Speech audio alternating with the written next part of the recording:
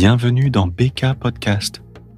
Aujourd'hui, nous voyageons à travers les montagnes de l'Atlas et les confins du Sahara pour découvrir les premières citadelles des Berbères, ces peuples insaisissables qui ont marqué l'histoire du Maghreb. Depuis des millénaires, les Berbères ou Amazighs façonnent le paysage nord-africain. Avant l'arrivée des grandes dynasties arabes et européennes, ils bâtissaient déjà des forteresses de pierre et de terre crue, perchées sur les hauteurs ou dissimulées dans des vallées escarpées.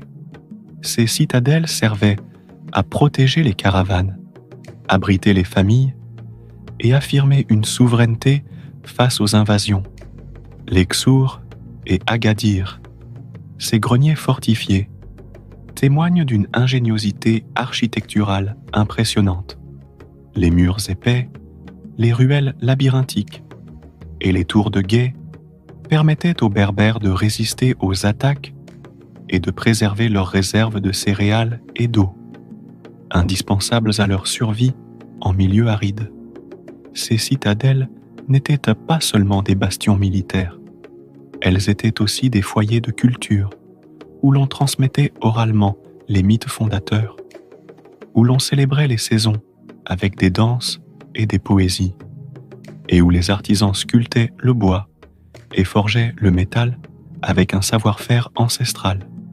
Lorsque les empires romains, arabes ou ottomans tentèrent d'imposer leur domination, les Berbères trouvèrent refuge dans ces forteresses, conservant leur identité et leur tradition malgré les influences extérieures.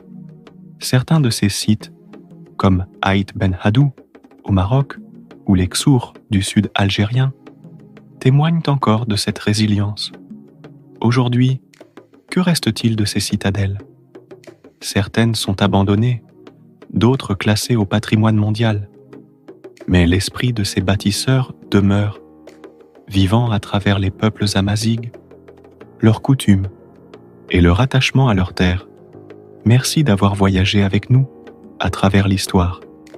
À bientôt pour un nouvel épisode de BK Podcast.